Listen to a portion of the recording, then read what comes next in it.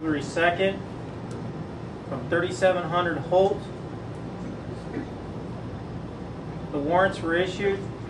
That was the case that involved a pillowcase. That was a case that involved a pillowcase dumpster where the subject, I've said at meetings, where sometimes people will take the items and store them in the dumpster and come back at a later time. That's just a side note for those of you who look out in the backyard to kind of keep an eye on. And that was a February 2nd? Correct. Okay. Yes, ma'am. The next one was William Pryor, with a Y, arrested for robbery first, 3881 Gravois. The victim was robbed at the ATM machine. The warrants were issued and a $50,000 bond was set. Subject was ID'd by the victim in the lineup. Good job. Where's that? Was that the U.S. Bank? All right. I don't know. I won't go into details about that since it's on video. Oh, yeah. The next one is John Harris. Was arrested for robbery first from 4128 Connecticut. What was that last name? Harris. Oh, yeah. Thanks. A second subject was implicated, which I won't give you the name, and a warrant was placed for that person for additional robberies in the area. The complaint number, you want to look it up by that? Yeah, that doesn't do me any good. But is he a co-defendant of Harris? Yes. Okay, well I can get it that way. And then just one within close proximity. It's not in the Tower Grove South area necessarily, but it's good to know. Brian's SOPSHIRE, arrested for burglary second and parole violation from 3724 Minnesota. On the 23rd, those warrants were issued. I'm sorry, was that for burglary? Burglary second, yes. And the last one, Detective Lancet and Dorr arrested Christopher Webb for 3 counts of burglary second from 2913 California. And coincidentally, what she was talking about earlier, how we always eventually find out, there were 3 robberies that occurred down in the Soulard area. The juvenile at that time was taken into custody, brought in, went through the process, brought down to the juvenile building, and as it turned out, the subject's name that was being used was ran through the juvenile system. It came up and showed that that name, that person was incarcerated, happened to be his brother. They realized he was an adult, was kicked out of the system, sent through the circuit attorney's office, and then warrants were issued that way. So there is a way to checks and balances to make sure people are doing what they're supposed to be doing.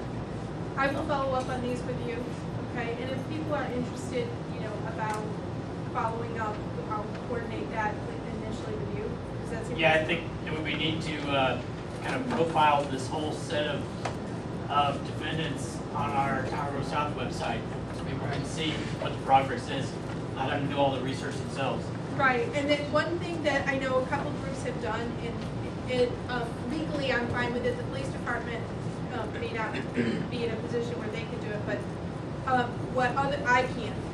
What we can do is sometimes if the person has a pending case that's public record, I can get you Lafayette Square scans in their picture and has a website of their picture, especially if that person's been ordered as a condition of bond or probation to stay out of an area. Because then what happens, what literally happened over the weekend was somebody who'd been ordered to stay out of their neighborhood was back in their neighborhood. One of the residents saw him and called and the police arrested him.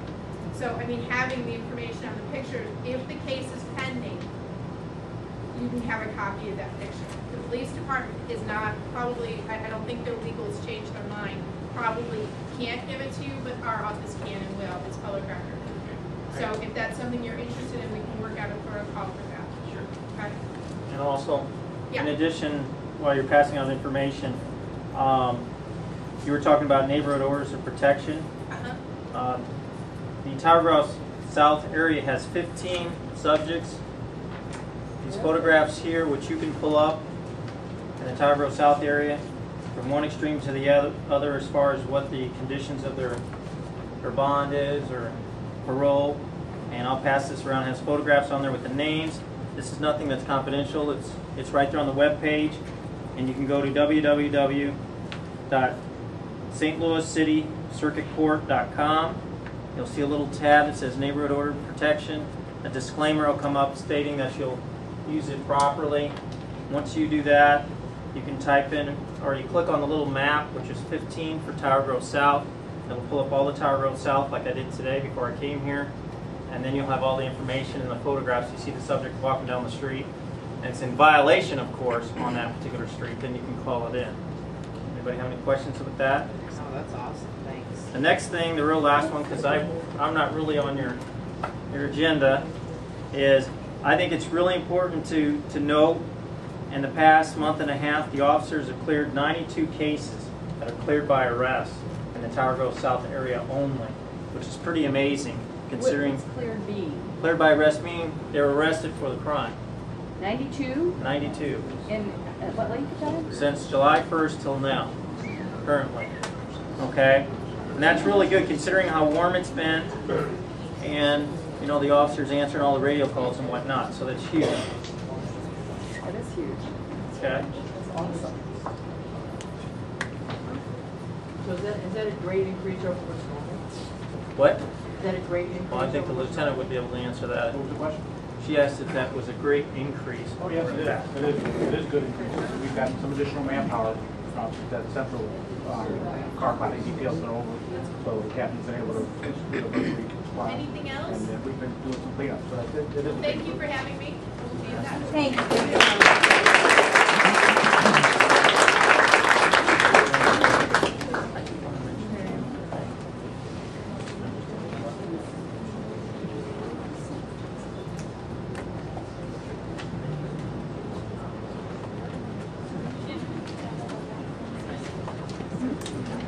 What's the next?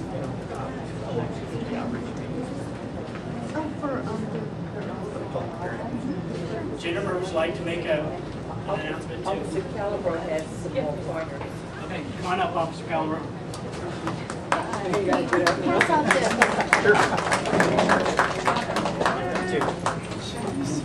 Pass out the security.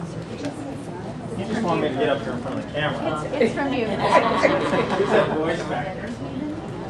Don't worry, you have a short leash tonight. Okay. All right, real short. Just real quick. If you're jotting down some notes, I just wanted to put down a couple of dates. Well, first of all, for those of you who don't know me, I'm Officer Joseph Calabro, the 3rd District Community Outreach Officer, formerly known as the Public Affairs Officer. My job is to go to neighborhood meetings, go to schools and churches, and educate you on how to be safe, give you different crime statistics and information, help prevent burglaries, robberies, etc. That's a short version. Okay. September 9th, our next community outreach meeting is at 7 o'clock, 5-Star Senior Center, 2832 Arsenal. And that's going to be on cybercrime. It looked real to me. Former retired Captain Dan Richtine will be discussing that from the Circuit Attorney's Office. October 14th, we'll be going over neighborhood orders of protection again. And then November 11th, we'll be on nuisance procedures. What the procedures are and how to follow from step 1 to the end. Okay? So that's November 11th, it's on nuisance. October 14th, neighborhood orders of protection. That's September 9th, cybercrime.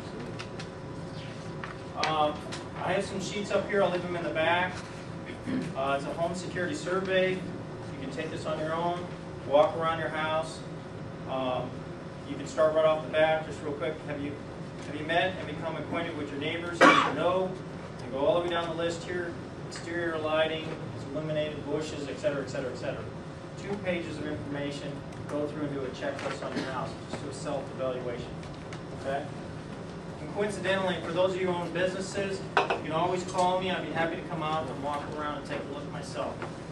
I go to enough calls, you've done enough calls for taking enough reports on burglaries and robberies, kind of have an eye for it, kind of tell you some things that you might be missing. The next thing are the Park Smart signs, or the cards. You're walking down the street, we'll pass these out, and you see someone has valuables in the car, maybe it's a radar detector, a little cord, still hanging out of the lighter, that's a signal to a thief to break into your car. It reminds you to go ahead and make sure that those items are put away, such as cash, CDs, and even a little GPS that leaves a circle on the front windshield that people don't think about. Make sure you clean that off. So what you do is you put a little check mark and you stick it on the window. And to most people, when you look at this, it looks like a parking tag. And that's what most people think it is. Then to follow up one more step further, and these will be in the back, these are one-way stickers that when you close your door, it says no valuables in the vehicle, and it's sponsored by the 3D Business Partnership.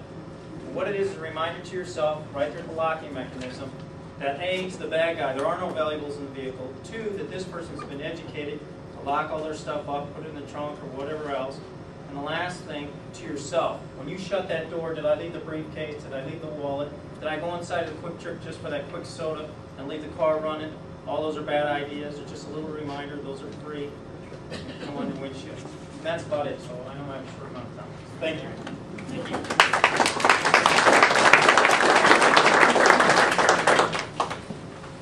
Christian's going to speak for a minute about fire on her block and about the signs.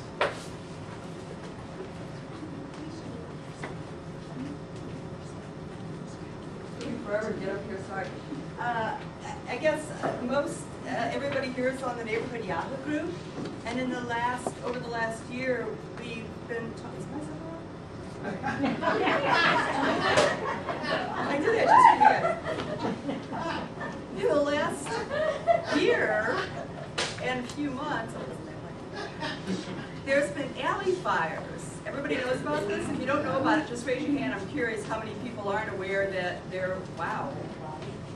Last summer, it started with, I was actually working in Marty's garden, and I saw the ties on the railroad tracks. There were piles of ties that were kept being ignited. And I saw this about 4 different times. And then I saw mattresses that were in alleys being ignited. You can see, as I went by, you can see that they have been burned. And then other people on the Yahoo group started talking about, actually right behind us, they ignited the dumpster and the fence. Her wood privacy fence caught on fire. And then earlier in this spring, that was last year, this spring, Andy, who lives on Miami, I think it's 40,000 or 41, someone ignited his fence and his garage almost caught on fire. So I don't know how any of this is being tracked by the police. And we did have the fire marshal here, and he said that it was maybe a juvenile. He seemed really surprised by the news. But the fire that was on my block, and I posted pictures of it on the Yahoo group, right up here on 4200 Juniata, was a huge fire. And just by coincidence, when Mike Doss came by my house a few weeks ago to show me that door jab, as he was leaving, it was about 102 out, and I saw this guy knocking on the door across the street, and I asked him if he needed any help, and he came over to talk to me. He was actually from the insurance company and wanted to talk to the neighbor about the fire. And I said, well, I saw everything. So I chatted with him, and he said the fire had been started outside of the house. It was not by anything, the house is actually vacant. But someone had pushed some tires up against the house, and something inside of the tires had been ignited. So I think we have a fire bug in the neighborhood, and if you see anything in your alley, like rubbish that has been burned, or if a mattress has been burned, please call the police and report it, because that way it can actually, at least that can be tracked, that kind of information about this person, whoever's doing this, can be tracked, because obviously the house was ignited and the person has moved on to structures.